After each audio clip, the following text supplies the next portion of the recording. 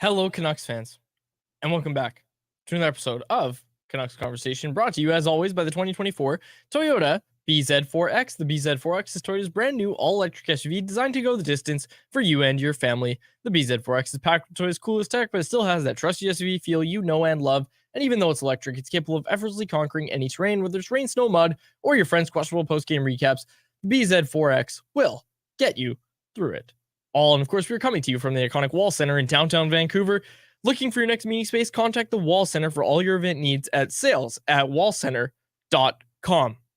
Dave Quadrelli, alongside Harmondale, zoomed right in Harmondale. There it is now. Harmondale, our technical producer, the man at the controls, is Grady Sass. And this is, like I said, Canucks Conversation. It's an off-season edition of Canucks Conversation. Folks, we're going on 3 shows a week. We mentioned it last week, but repeating it again. 3 shows a week. This week's going to be Monday, Wednesday, Friday. And I think we'll stick with that. We might change it up some weeks. I don't know. It's off season and we've got various things to talk about. So I thought on Monday editions of the show, and this is the first I'm telling you about it, on Monday editions of the show, I thought it'd be fun to do like a weekend recap of like things we saw. Because I know we usually do it in anyone else, but like, I don't know, like a weekend recap of cool things that happened in sports or. Sure, I'm game, yeah. Because I've got a few things for this first edition of the weekend recap. We can make this a segment, right? This is becoming a segment. This feels like it's becoming a segment. First of all, that guy, See Both Wild, Tiago See Both Wild, we have a TV on in the studio here at the Wall Center, and we were watching a tennis match. I don't know what tournament it is or anything like that. I don't follow tennis very much, but I saw this guy's name was See Both Wild, and I thought it was like maybe a sponsor. Like See Both Wild is a really solid name for like an outdoor brand, like an outdoor equipment brand. For sure, yeah. Yeah. See Both Wild? Like I would buy a See Both Wild cooler. It's the French Open for those. The French Open. I saw a French flag. I should have guessed that too. Okay, anyways.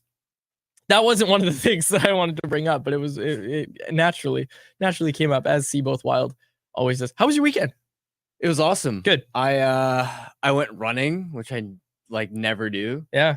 I went out on Saturday night. I spent yesterday in because the weather was trash, unfortunately, and got some work done. That's awesome. It's funny you bring up running. I think I've talked about it a couple times on the show, but my dog, Bert, that everybody knows from last year when I got him as a puppy, my dog, Bert, is a Cavapoo, Cavalier Spaniel mixed with a poodle. Those dogs are supposed to get to like 8 to 10 pounds. Actually, like, let me check. Let me check what the size, the adult size. Yeah. They weigh between 7 and 18 pounds is what Google says. And usually these dogs come out to about 10, 12 pounds. Bert has ballooned in size. He's 20 pounds and he's just an absolute unit. He has a lot more energy than any dog in his breed usually does.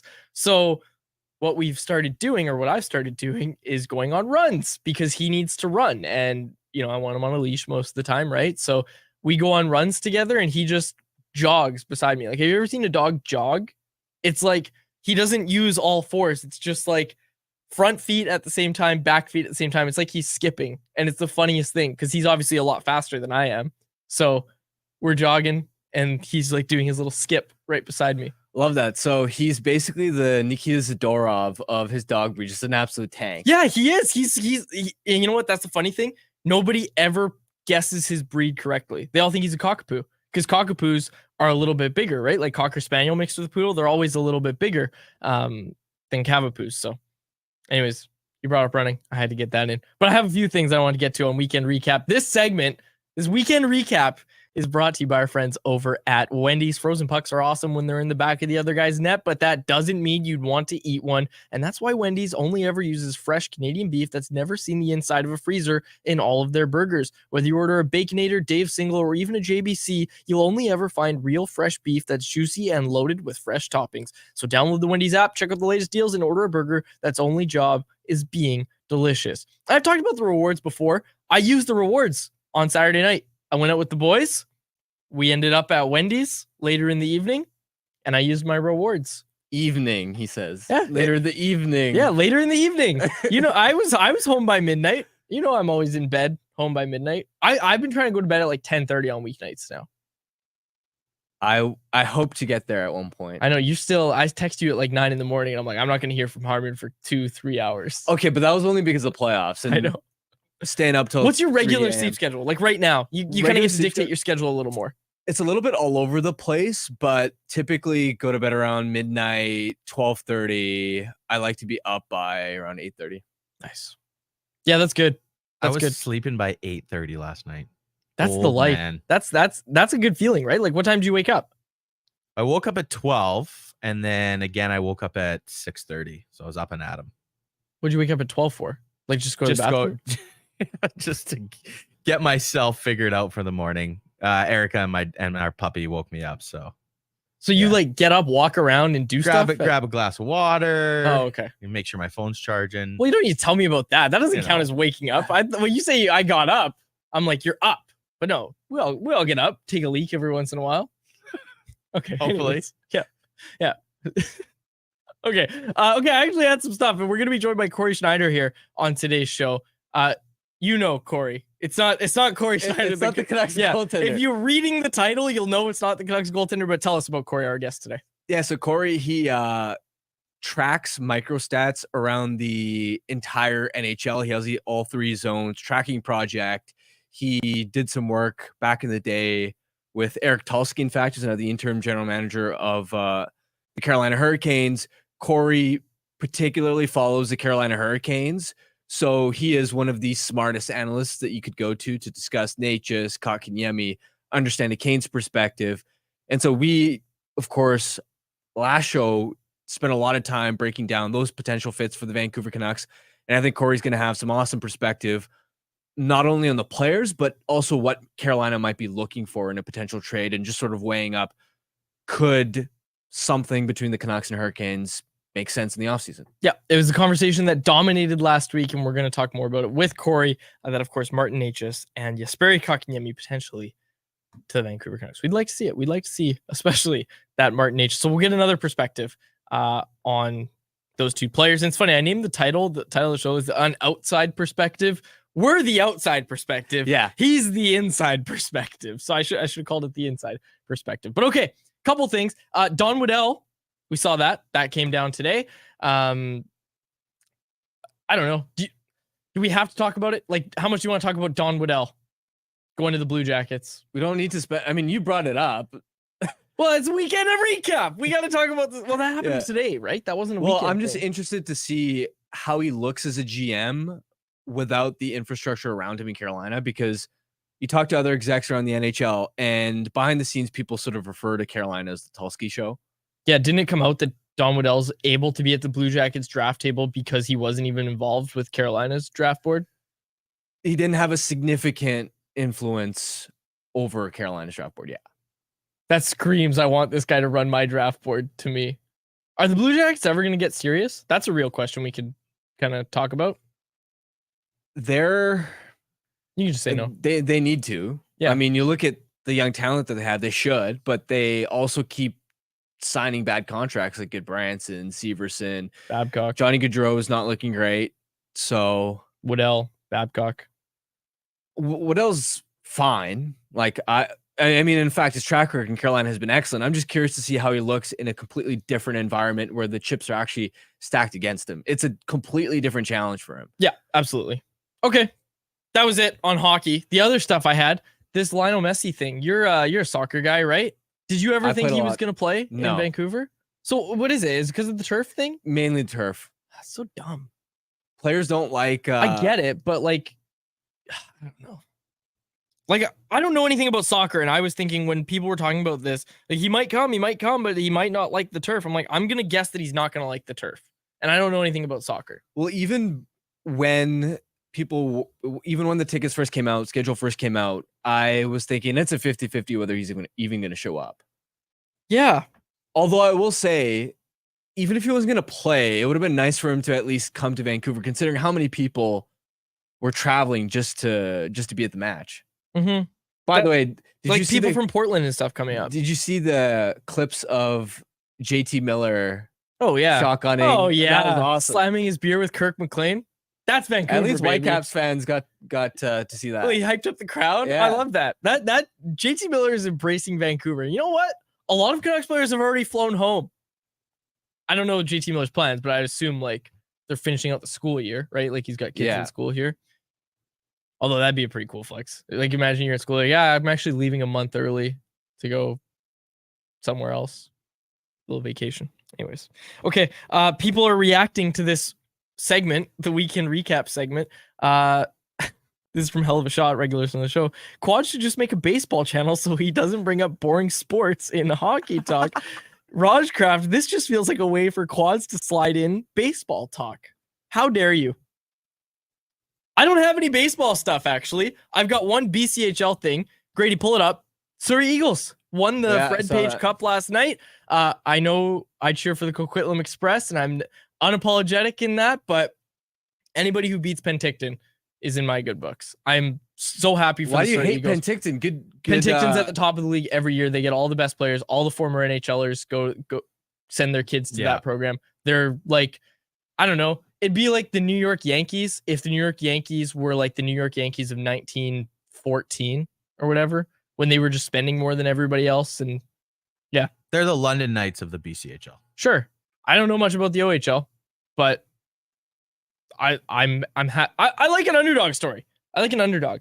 Like if there were betting odds for who's going to win the Fred Page Cup at the start of the year, the Penticton Vs would be at the top every single year. That's the easiest way to put it. Right. Okay. I get what you mean. Anyways. So yeah, congrats to the Surrey Eagles on taking home the Fred Page Cup. And hey, some love. It's junior hockey. So also, a shout out to the Penticton Vs as well, who made it a good series. Not trying to come on the show and hate on kids immediately, but anyways, this other thing, you can tell by my hat, folks. I'm excited about it. You're excited about it. You also, Grady, let us know in the chat when Corey's here because we can't see. So I don't want Corey to have to sit through. Corey's here. Oh, Corey's here.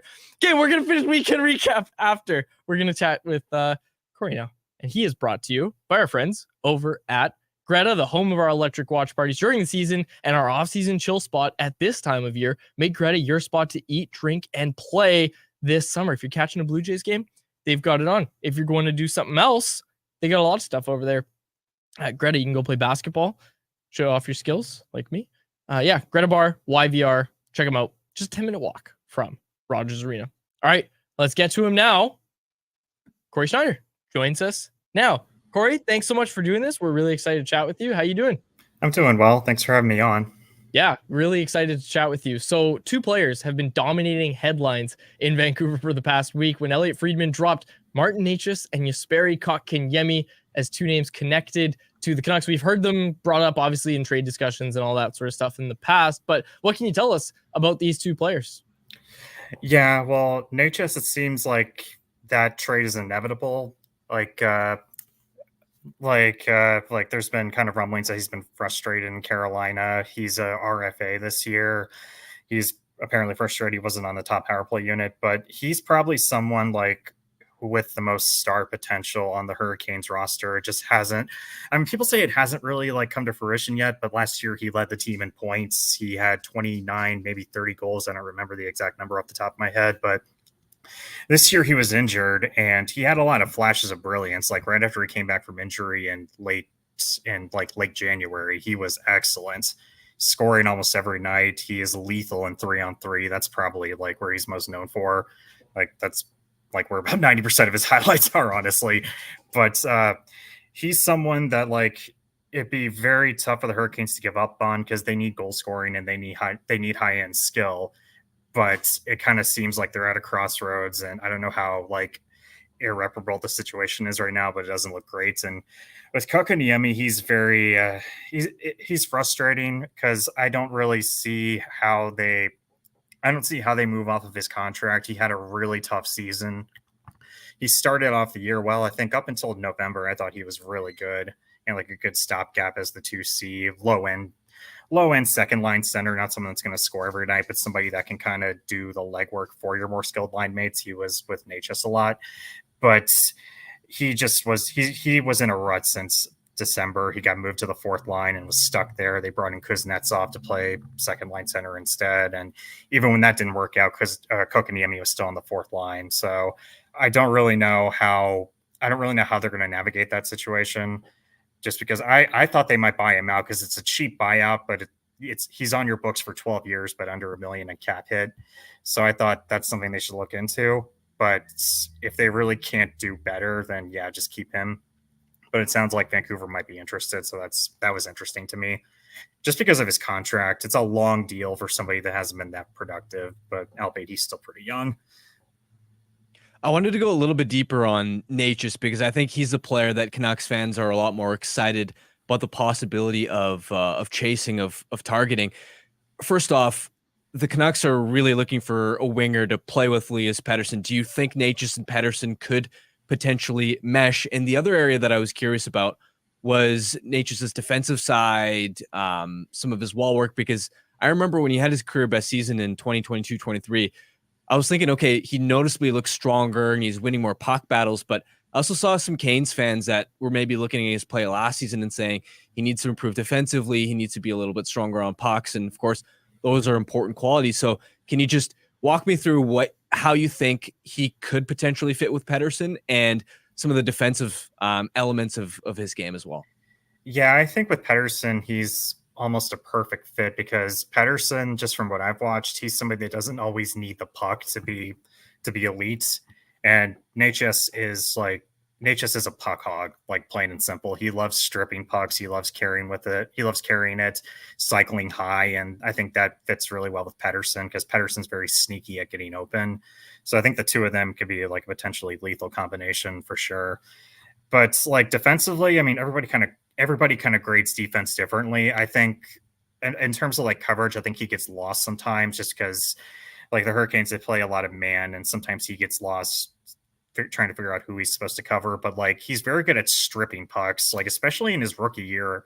Like that was like the first thing that stood out to me. He's very good at tracking guys down. He works really hard at backtracking and chasing whoever the puck carrier is. It's just kind of sorting out coverages is kind of where his weak spot is a little bit. But as far as like defense goes, I think it's something that you can iron out, and at the very least, he can outscore his problems. Going the other way though, would Carolina at all be interested in Filip Hronek? It's the name we keep bringing up here, so we have to ask you. I think that's just trading one problem for another, honestly, because they have to pay Hronek. He's an RFA also coming off a career season. And I don't know if contract or money is the hang up with Necas or if it's just where he is in the lineup. That's the issue. But I just don't see, unless you lose Brett Pesce and Brady Shea, then it's okay. Here's a guy that you at least have under control for a little bit. But this front office has not given a long-term contract to a defenseman yet. I think the longest they gave out was Orlov last year.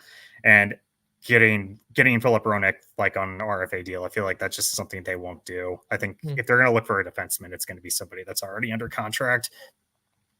What type of return do you think they might be looking at for it's just like one name that we were thinking might be appealing from Carolina's perspective. Not sure if Vancouver would be interested, but I was thinking about a player like Nils Höglander is able to sort of give you another forward to slide into the middle six. He's cheap, only $1.1 million against the cap.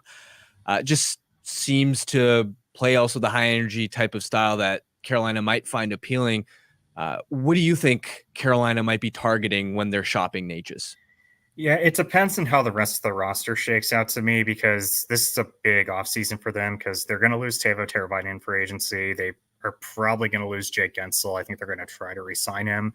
But if you lose Teuvo, you lose Gensel, and you lose Necas, that's like half of your top six that's gone and wiped. And I think they need to shoot high. They need to shoot higher, in my opinion. Like I've seen Jets fans mentioning that Ehlers might be a potential trade target. To me, that's something that could work. I don't know how realistic that is, though.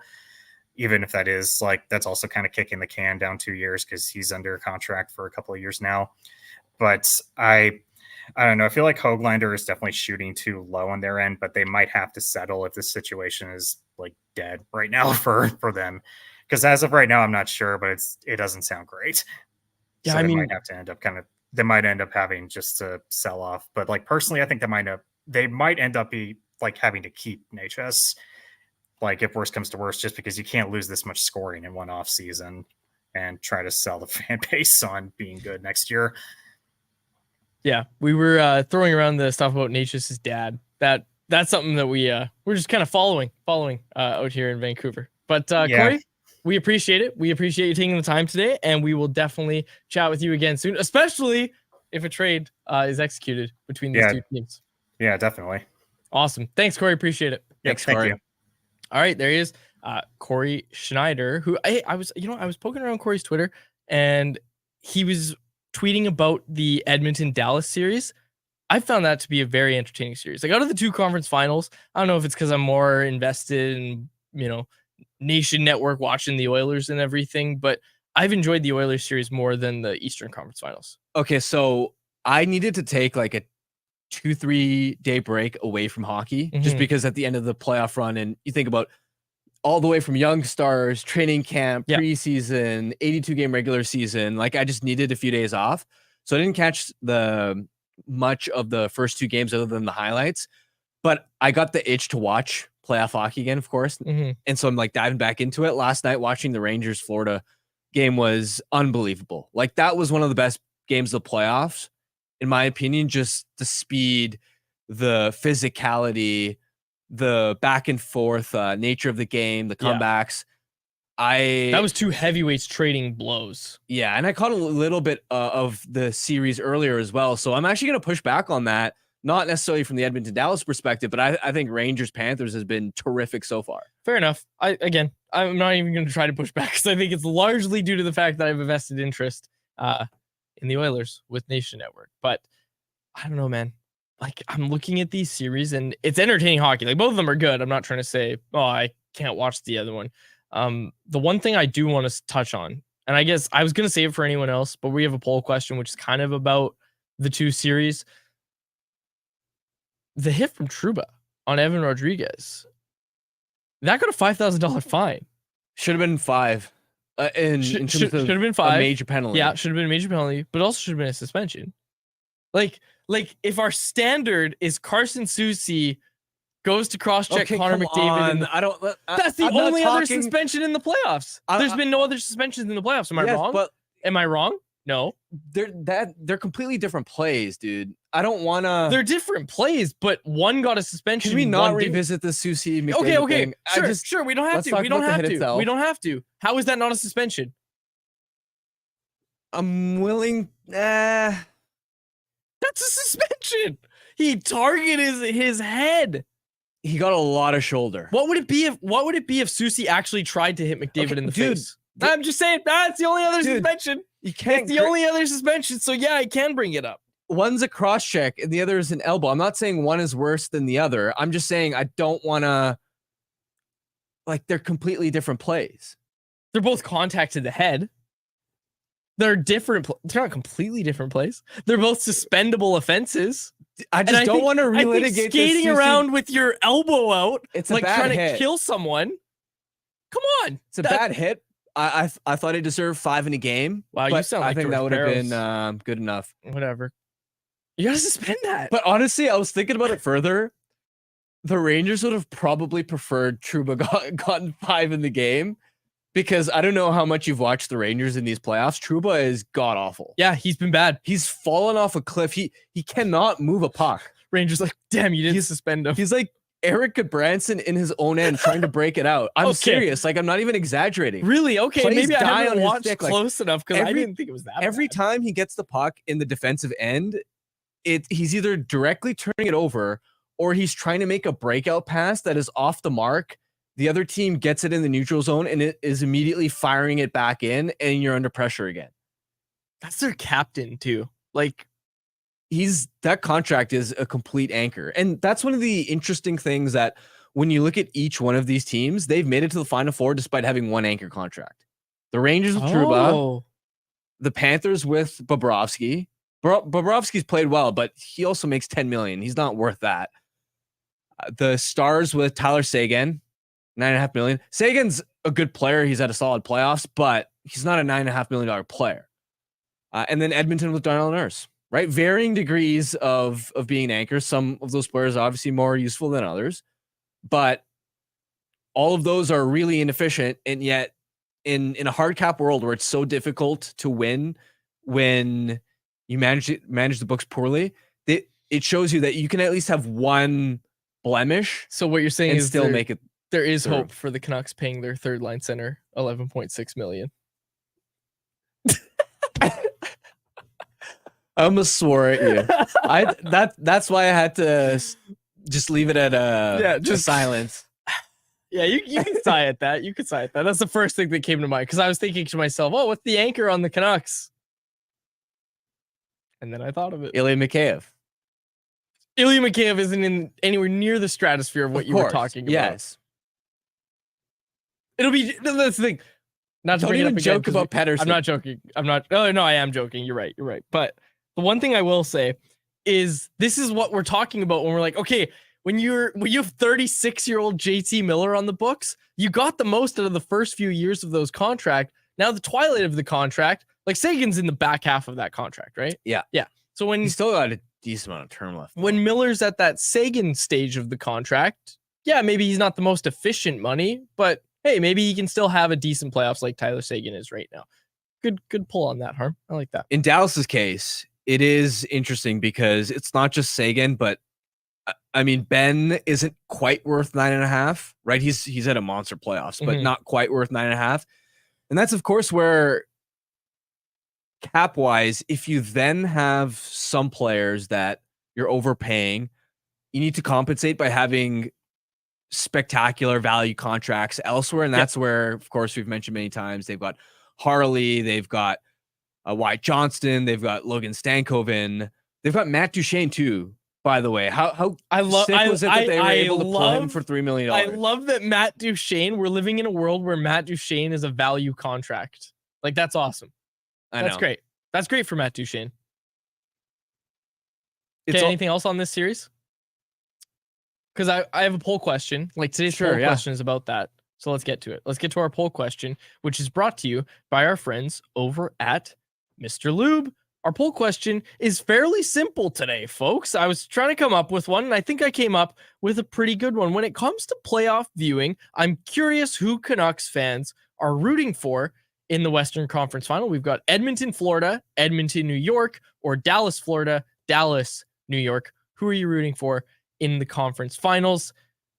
Not much love for the Oilers, is what I'm seeing. Wow, I'm shocked. Color me surprised. 57.4% of people say Dallas, Florida. 28.1% say Dallas, New York. And then with under 10% of the vote on each is the Edmonton, Florida, Edmonton, New York choices. Dallas, Florida, I think Dallas because they're not Edmonton. Florida because Roberto Luongo. That's why I would be rooting for Florida, is to see Roberto Luongo get a cup. Absolutely. Plus Dallas is Chris Tanev too. Oh yeah, Chris Tanev. There's a I Chris want to see Tanev that guy factor. win a Stanley Cup.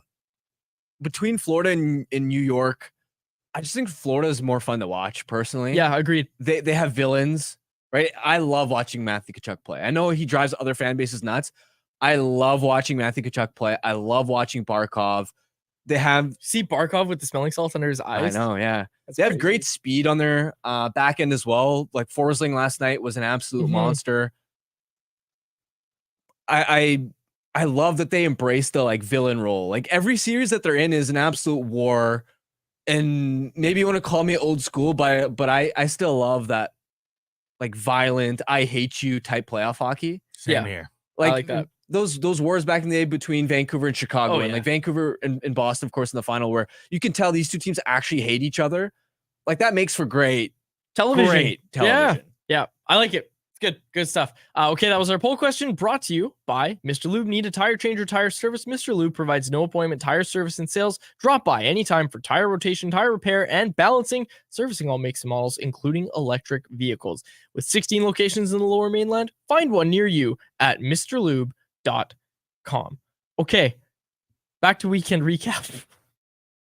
What did I have? Yeah, 50 Cent. 50 Cent's coming to Vancouver. He is the artist for the concert kickoff for the BC Lions. Once again, the Lions absolutely crushed it with their decision here. I went to LL Cool J last year, and like LL Cool J is not really our generation. Like he's kind of the generation above us, right? I didn't really know much about LL Cool J. I knew that one song, "Don't Call It a Comeback." You know that song? I knew that song. Yeah. So I was excited for that, and I was excited for the concert, but I was excited for the football too, but I really wanted to see the concert. That was one of the best performances I've seen the dude was sweating, like he was dripping with sweat because of how much energy and passion there was It was in a his performance. It was Yeah. it was a performance. There was so much passion, there was so much energy, and I loved it. It was awesome. It was so much fun. You definitely got your money's worth if you went to the LL Cool J concert. And now 50 Cent, like 50 Cent ain't cheap, man. And I don't know if you've seen the tickets prices for a Lions game. They're not that much either. They do the opposite of gouging their fans. They are, and I don't want to speak on business terms. I don't know if it's true, but you would assume with getting 50 Cent, they're probably going to run a deficit on their home opener, or at least close to it, and not, they're going to maximize their profits with what they could have if they got like, whoever. But if they get whoever, maybe not as many fans come. I'm hoping they sell at BC Place. Yeah, well, I'll tell you this. I haven't been to a BC Lions game in over 10 years. Yeah. I saw the 50 Cent tweet. Yeah. I immediately bought tickets with some of my friends. Dude, you're talking about $30 to see 50 Cent a BC Lions game, and then it's a Saturday night, so you can go out and make plans after. That's gonna be a hell of a night. What's your favorite 50 Cent song? Mine's PIMP. Hands down. What's the name of the song he has with the game? Oh, How we do. No, the other one. Hate It or Love It? Yes. Yes. Hate It or Love It. But that's the game. How song. we do is a great song. I love that one Those too. are both by the game, though. He was just featured. Oh, I mean, We're getting come technical. no, you're right. Yeah, Hate It or Love It. That's the one. And that's by the game, but 50 Cent featured on it. Yeah, PIMP is my favorite 50 Cent song. I want to sing it at karaoke. What about Many Men? Oh, that's a good one. I listen to that like when I'm in It's the a gym. great album. Yeah. 21 get that on. Questions. Yeah. Wanksta. Don't remember that in one. the club. How have we The not Jolly been in the Roger. club? Yeah. In the Yeah. club is like Yeah, that's the standard. mark. that's the one Dollywall knows. Does he actually? Yeah, I think he said he'd do it. Anyways, yeah, I'm excited. I'm really excited for that. Go support the Lions. I'm buying tickets for sure. I'll see you at the home opener. Yeah, maybe See we'll that. see each other. I'll see you Absolutely. boys down. Are you guys gonna be on field level? We'll get you down there. Don't worry. For what? For the performance concert. Oh, Last year they hooked it up. So hopefully they're back with us. do I have to get pushed? I don't do mosh pits and stuff. No. I'm not a mosh pit guy. That doesn't sound intriguing to me. Or like, when you go to a Be concert. at the front row against the gate. Yeah, and like people bobbing pushing along. against you. Oh no, I'm a dude. If people push me, I'm a turner. Like I turn around, I don't brush stuff off. It's like hey, back off, quick, to the point. Get off my lawn. Get off my lawn. That's absolutely correct.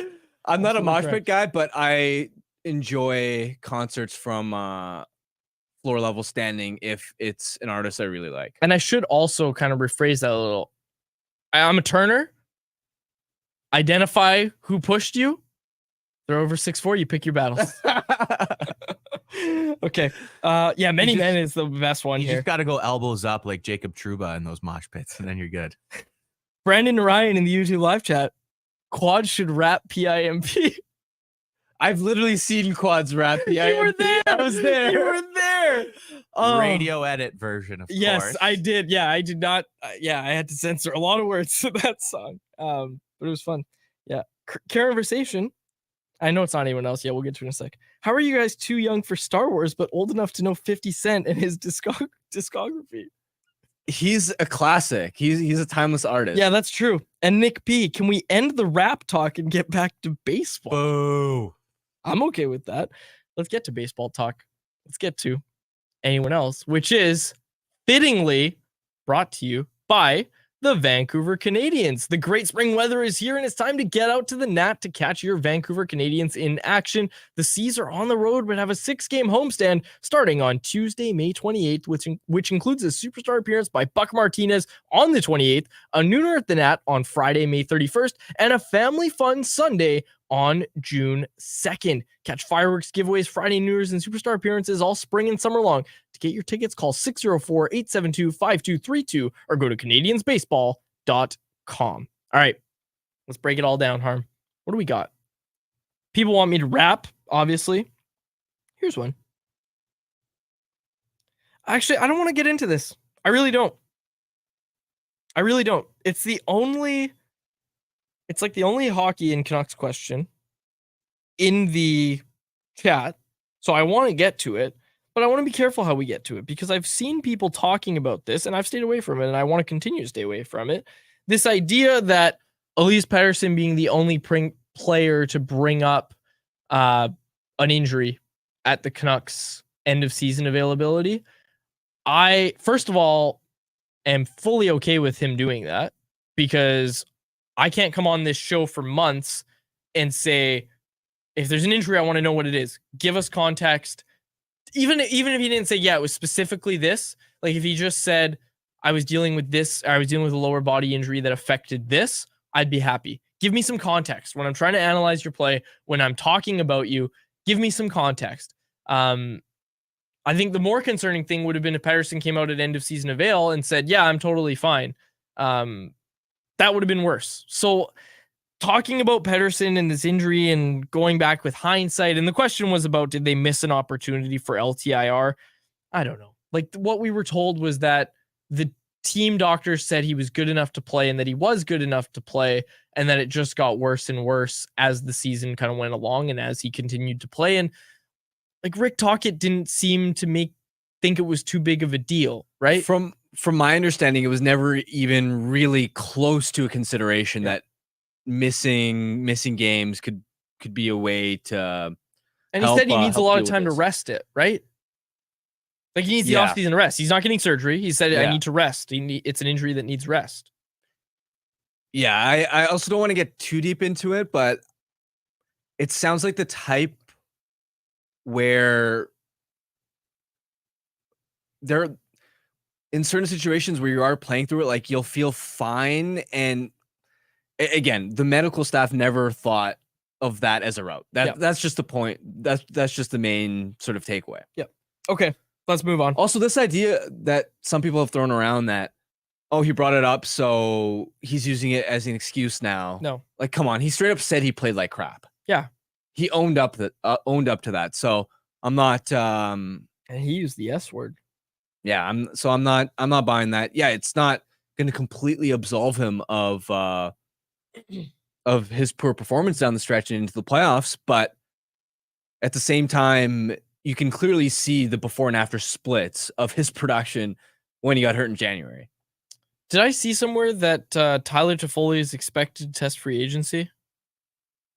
He's a Winnipeg free agent. I think every Winnipeg free agent, any guy that's traded mid-season to Winnipeg, you can assume that. I'm so glad you said that because the other guy I want to talk about was Brendan Dillon. Yeah. Because people in the chat are asking about Tyler Toffoli. Could a reunion with Tyler Toffoli work out for the Canucks? Absolutely. Like when you go into free agency, you always worry about fit. You know Tyler Toffoli fits. Hell, you know he fits to some extent on Elias Pettersson's wing. So Tyler Toffoli could be a plan B, a plan C for the Canucks going into free agency potentially. We were talking about him ahead of the deadline. 2 thumbs up there when it comes to Tyler Toffoli for me. Yeah, from Toffoli's perspective, he is going to, you'd think, be looking for the biggest payday he can find. Yeah. Because this is a player that in 2020 had to take a discount deal when he hit free agency because it was smack in the middle of COVID. NHL teams weren't spending. So I believe he was making $4.25 million or somewhere in that neighborhood. He's been on a discount for a long time as an NHL player, sort of similar to Elias Lindholm. So from that perspective, he also is a little bit on the older end. So you're going to have to be careful about the term and dollars you commit to Toffoli. But obviously from an on-ice perspective, you know that he can complement elite talent. He was terrific in New Jersey with Jack Hughes. I also look at that as another sign. Before the deadline hit, he couldn't come to terms with New Jersey on an extension. They tried to keep him. He had a terrific fit there, riding shotgun with Jack Hughes. Yeah. So that is another sign to me that, okay, this is a player maybe that it's gonna be too much. He's maybe looking for a little bit too much. Yeah, and of course that's the caveat with all of the talks that we have about free agents on this show is that, okay, well, if it makes sense dollars wise, I'd have to look at the whole cap picture, but what would be too much, do you think, for Tyler Toffoli in free agency? I know it's kind of a loaded question, but he's 32 years old. He just turned 32 last month. I look at that and say, okay, I know you want your payday, but if you're coming to Vancouver, you're probably not going to be able to get it. So maybe the fit isn't perfect because I wouldn't think the Canucks would want to go long-term with Toffoli with the uncertainty they have down the road. I don't think they want to commit big money to a guy who's 32. So it'd be tough, I think, to find a solution there for the Canucks. Yeah, I can't nail down a specific like price and Do you term think he gets without a really raise? thinking about Like it. 3 years over 4.5? Oh, 100%. By how much? 6. Over under 6. Over. Over. Yeah. Over under 7. AFP Analytics, 4 years, $6 million projected. And 'Kay. LeBron did mention that, yes, he That's- was going to the market. That's on the table for the Canucks. Do they sign it? 4 years, $6 million. I say no. Considering your other options, that's not the worst, because the fourth year aligns with, at that point, like, put it this way, the next 3 years are the most important for your window. I think for 3 years at $6 million, I wouldn't really have any issues with Toffoli. Like, I'm thinking he'd be able to live up to that. The fourth year is where I'd be like, that's a little bit dicey. Sure. But at that point, you're already having to, like, Demko's current contract is up. Hughes' current contract is up. Like, I don't want to say your window's going to be closed, but that fourth year doesn't matter nearly as much as the first 3 years. Like, these next 3 years for the Vancouver Canucks are by far their best chance, because you've got, especially in Hughes, an elite player at under $8 million. Like, that's the best window you're going to have to win a Stanley Cup. So if you have to give a player the extra year, I actually wouldn't hate that. But of course, you have to weigh it up against your other options if there are players on the trade market, that sort of thing. Brendan Dillon, Canadian Clay brought this up, asking what a reasonable Brendan Dillon contract is: 2x2, 3x3, 5x5. We'll get into that, but the context of it was Dillon was on Donnie and Dolly today, so everybody's kind of talking about him, and he's a Surrey-born defenseman, 33 years old or 32? Yeah, 33. 33, okay. And obviously 13-year NHL career. He's been around, and he's been connected to the Canucks before. Played in Winnipeg. So, as you just said, any guy who's coming out of Winnipeg as a UFA is going to test free agency. Well, it's not that. It's any guy who's traded there mid-season is usually a pretty decent bet. And I know they've kept some guys like Niederreiter, but it was still a very funny thing to Kevin say. Hayes and even Toffoli's answer at Exit of Hills was a very clear. You could tell he wasn't interested. What did he say there? I don't know exactly what he said, but I saw a lot of commentary around Jets fans seeing what Toffoli said and being like, "Yeah, he ain't coming back." It was along the lines of what Lindholm said, like, "Oh, we're just gonna take it day by day, talk to my agent, see how things get me the hell out of Winnipeg." Yeah. Brendan Dillon today. Yeah. Okay. Anyways. Yeah. Brendan Dillon. I like him. Left shot defenseman. 33. Yeah. Go on, Grady. If they can't re-sign Nikita Zadorov, how do you feel about them shifting their focus to a guy like Brendan Dillon? I love it. Interesting. I like Brendan Dillon a lot, but the way I was looking at it more was as if an upgrade on Ian Cole. Yeah, right? Yeah. Because I feel like Ian Cole's money is going to come off the books. 1 year, $3 million. It's off the books. They're not going to re-sign Ian Cole, I don't think. If they do, it's going to be at a way, way lower price, you'd assume. Brendan Dillon, I'd be comfortable giving him like 2, maybe 3 years at $3 million, which is the same money as Ian Cole, and making him kind of an upgrade. Like, I think you're upgrading your blue line if Brendan Dillon is coming in at the same money as Ian Cole, and you're bringing him in to be that 5-6 defenseman that you wanted Ian Cole to be. He's even better than that. He's a legit number 4-5 defenseman. He can play a sort of defenseman role. So sorry, is my projection wrong then? Of like no. 3x3? No, I mean, AFP Analytics has him at 3 million times 2. I'll say this also, like, he's big, he's physical, defensively responsible, good penalty killer. The Canucks have basically cornered the market on that defenseman type under this management regime. I'll even go a step further. Considering the price points, I might just take Dillon over Zadorov straight up. Really? Yeah, let me walk you through this, because Zadorov is projected at 6 million times 5 years. Now, we know Zadorov had a player for the ages, right? He's such a unique specimen. I'd love to keep him, but I'd rather take Brendan Dillon at half the rate, because they're pretty similar in terms of overall impact. I mean, statistically, in fact, Dillon had the better regular season, right? I in March, I believe it was, did a piece nationally looking at who are the best defensemen in the NHL this season, went through a variety of metrics, such as matchups, goals against, shots against, chances against. Dylan ranked top 20 in the NHL for his pure defensive impact. He was basically Winnipeg's Carson Soucy, right? Like that type of defensive profile. He actually slightly edged out Soucy. Wow. I didn't know he was that good. He can hang in a top 4 role. I'm telling you, he's not like a bottom pair defenseman. I like that. Like he's a legit 4-5.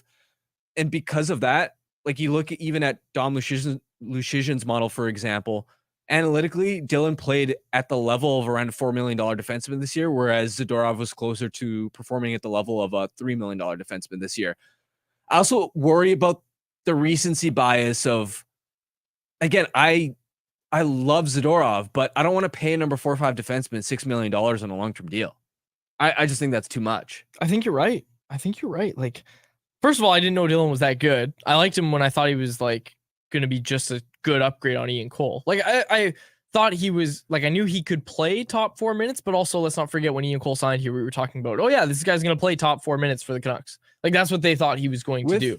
With older defensemen, there's always the risk of a guy falls behind a step, but last season he played at a very close level to Carson Soucy. And I think you're comfortable. Like, I think you're comfortable giving out that money to Dylan because you are comfortable enough in Soucy that if for whatever reason Dylan doesn't work out, that you're not going to be stuck with Soucy also not working out. And all of a sudden you've got 4 bottom pairing guys who you have to miscast in your top 4. Do you understand where I'm going with this? And even like, look, Soucy got hurt multiple times this year. So if Dylan starts in a quote unquote third pair role, which he probably would, like he would on his team. Yeah.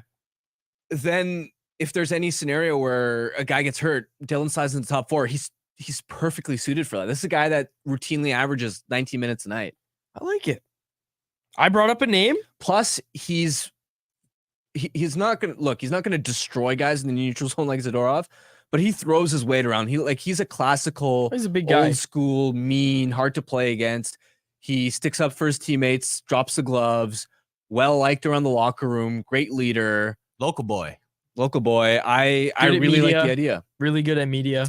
And just on that, we should note this, that Irfan Ghaffar reported on Rinkwide that the Canucks tabled an offer for Zadorov in the range of $4.5 million on a 4 or 5 term contract, and that was rejected by Dan Milstein. Yeah, see, like that contract, I would have liked. Obviously, if the Canucks enter that, I'm Canucks like that too. I like Zadorov at that price, but once you talk about $6 million times 5 years, or $6 million times 6 years, that's where I'm like, okay, I think it's time to walk away from that price potentially. All right. This is interesting. I like this. It sparked some conversation. The chat really likes Dylan. We don't have many people saying they don't like Brendan Dillon. And hey, even if it means losing Nikita Zadorov, other than Nick P, who said Harm is completely right and logical, and I hate it. Quads give us the vibes take on keeping Zadorov.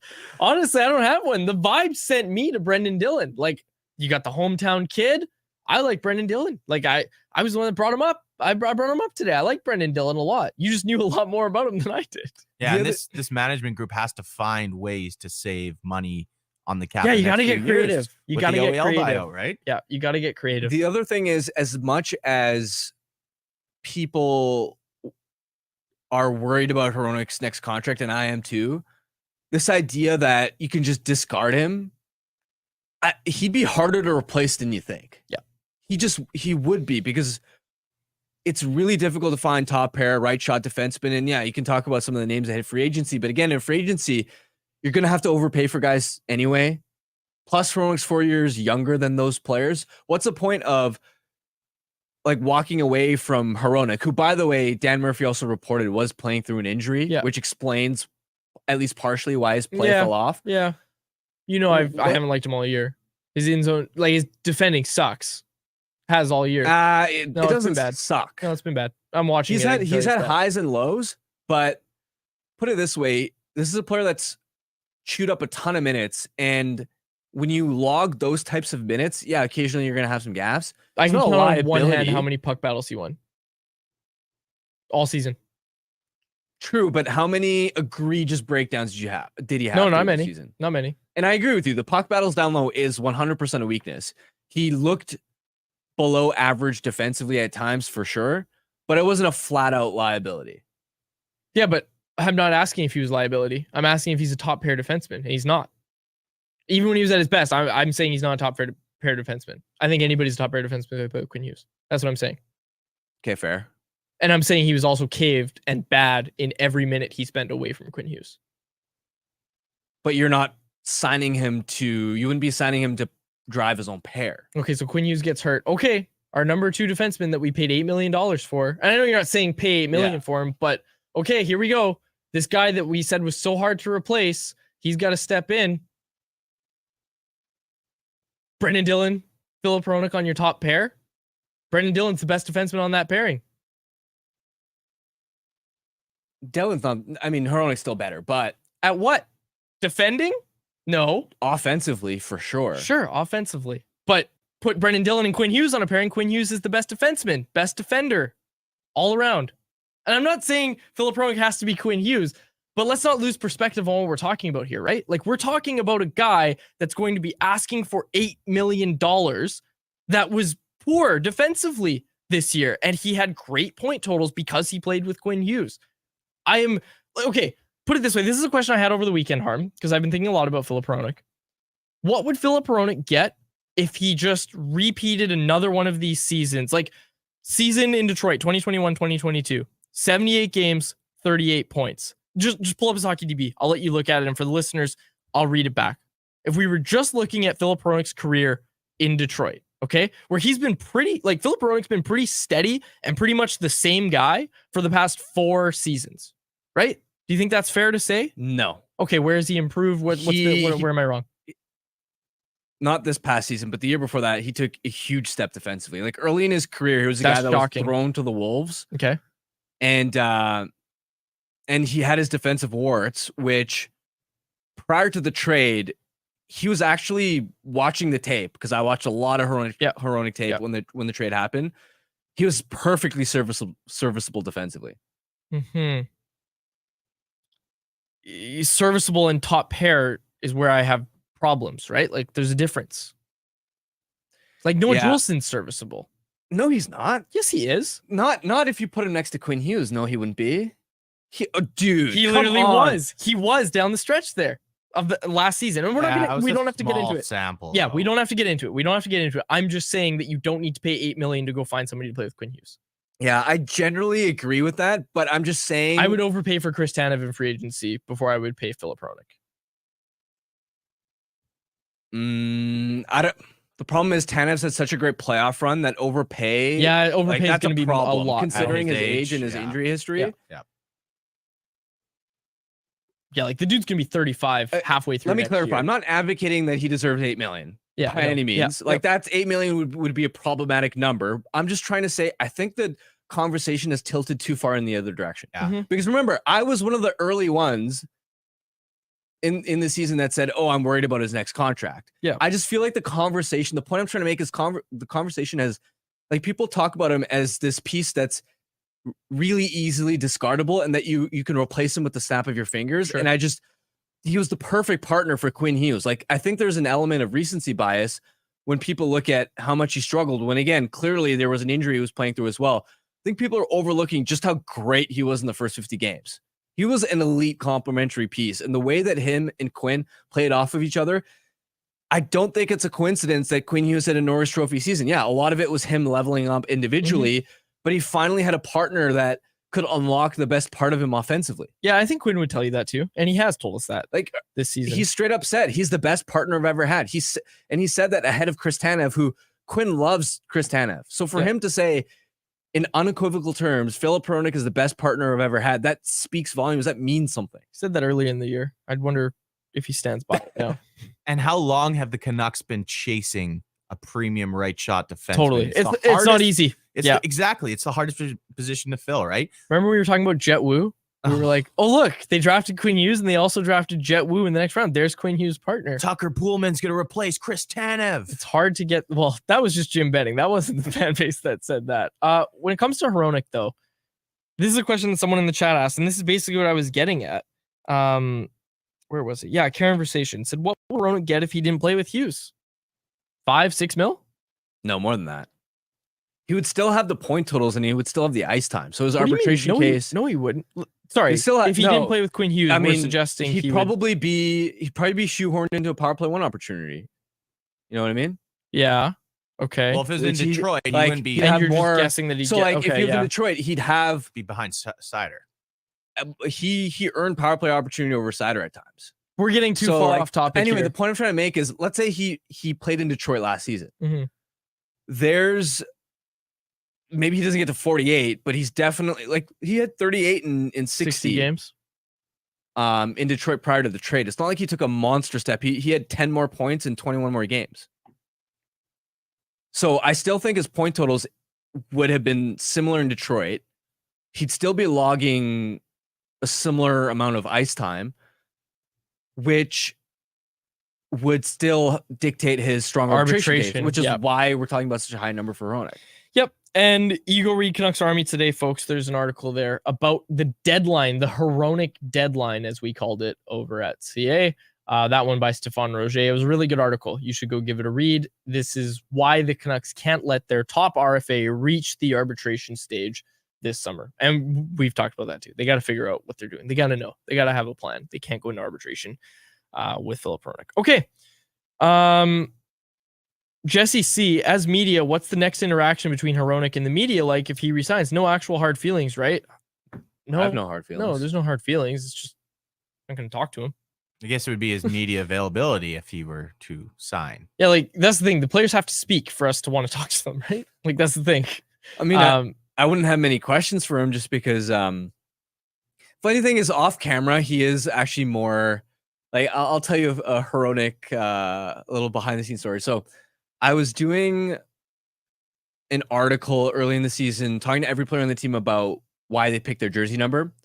So I'm making my rounds. I get to Hronek. I ask him about it, and getting an answer from him, getting him to go deep was like pulling teeth, man. It was hard. He started with, I started wearing started wearing 17 when I was 4.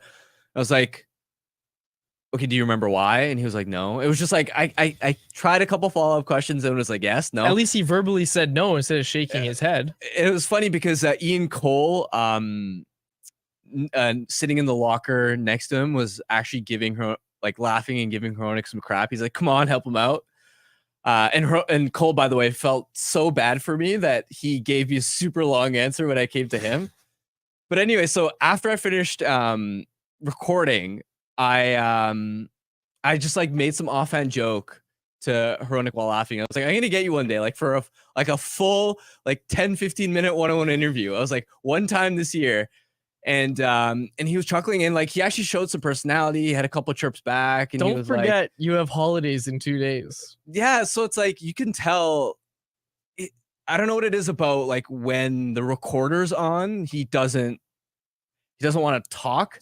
But when the recorders are off, he's actually pretty funny, and you can talk to him. You know what I mean? I know fans don't want to hear this, and you might not want to hear it either. But like at some point, if you're making that much money in a Canadian market, you have to talk every once in a while. Yeah, I'm not defending him. Oh, for sure. But some guys aren't just comfortable with all the fine. microphones and the camera. Yep. And another thing too, like English is his second language. Some guys struggle with more like context, or they just don't want to give off sound bites. Now, the flip side to that is like, well, if you say less, you're actually creating more of a story, as we saw with Elias Pettersson when his but here's the thing. The English isn't a problem. English isn't a problem. Again, off camera, you can tell this is a very deliberate choice. Yes. Here's the thing, though. This is the thing. Elias Pettersson played very poorly this year. Mm-hmm. He spoke to the media at like 3 times a week, right? Yeah. Like just to basically get asked, like, why do you suck? Why are you struggling so much? And he would stand in there and answer those questions. And fans don't want to hear this, so I don't want to go into it, but that matters. Like it does. It matters in a Canadian market. It does. So I'm not going to go into it, but it does matter whether people like it or not. It does. So anyways, conversation. What do you guys think of Victor Arvidsson as an option in free agency? Worried a little bit about the injury history there. Good player. I also don't think he's more middle 6 for me than he is a bona fide top 6 guy, right? Could you get into another Ilya Mikheyev situation? Well, actually, I'm looking at the numbers now. He actually came back pretty decently, like 15 points in 18 games after missing all that time. And the year before that, one of the best seasons of his career, had 26 goals and 59 points in 77 games. I wouldn't be opposed to it at the right price point, but put it this way, I wouldn't be targeting him as my marquee. Like, this is my big splashy winger for Elias Pettersson. Like, I'd be aiming higher. He'd be like your plan B, C, or D. He used to have a really high shot rate in Nashville, I remember. And then you also have to shooter factor too, he's pretty small. Does Rick Tocchet really want to add a Victor Arvidsson into that lineup when he already has Höglander and Garland? Yeah, good point. Okay. I like what you said though, Harm. It's all about the price, right? It's fitting that jigsaw puzzle. Yeah, if teams are hesitant about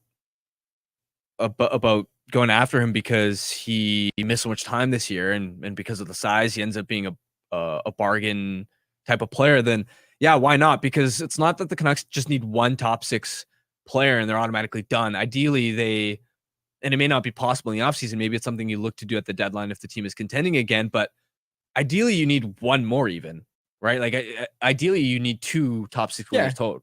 You have work to do this offseason. We're going to do our offseason preview on Wednesday. Do you want to do it Wednesday? Okay. And Jeff Patterson will join us for that. Oh man, we're way over time. Okay. I got to tell you about a couple things. Oh, more than a couple things. Wow. I did not manage this well. So I'm going to tell you about a few things. The first one is our friends over at 4 Winds Brewing, more specifically, the Greg IPA, brewed in memory of former owner Greg Mills. Greg is a solid West Coast IPA with notes of citrus, resinous pine, and a solid malt backbone, about as West Coast as an IPA gets. Greg can be found at most liquor stores across BC. If you don't see it at your local bottle shop, ask them to bring it in or order it for home delivery through the 4 Winds online shop at 4windsbrewing.ca. Locally owned and operated in Delta. Go check them out. River Road. And like I said, 4windsbrewing.ca. Okay, now quick word from the BC government. On the other side, we're going to play the Daily Face-Off Playoff Parlay Challenge. Let's do the parlay challenge. Okay, we'll do that first. Yeah. No problem. Okay. So the Daily Face-Off Playoff Parlay Challenge, you can play it now at games.dailyfaceoff.com. It's very simple. Answer 4 questions each day, and 8 actually right now because it's 4 about each game, but now there's 1 game. So answer questions each day. You're picking the right answer. And if you do pick the right answer, daily winners are going to snag gift cards. Each round's champs are going to pocket cash. Play now at games.dailyfaceoff.com and prove your puck prowess. Harm, we're doing it tonight. Edmonton or Dallas, who wins the game? Let's go Dallas.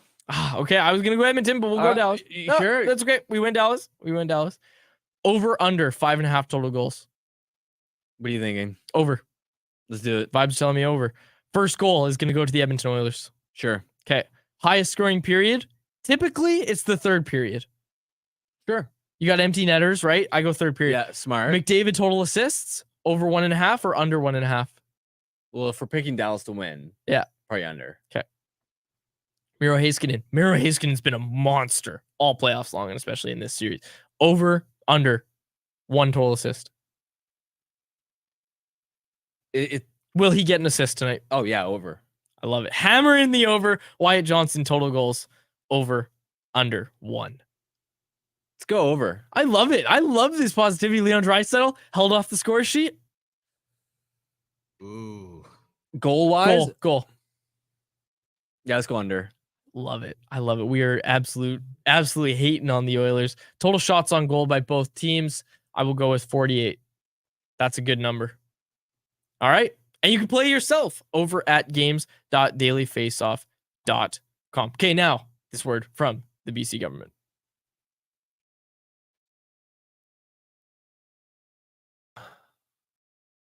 For a word from helpstartshere.gov.bc.ca. Everybody knows about the overdose crisis, also known. Hold on 1 sec. Stand by.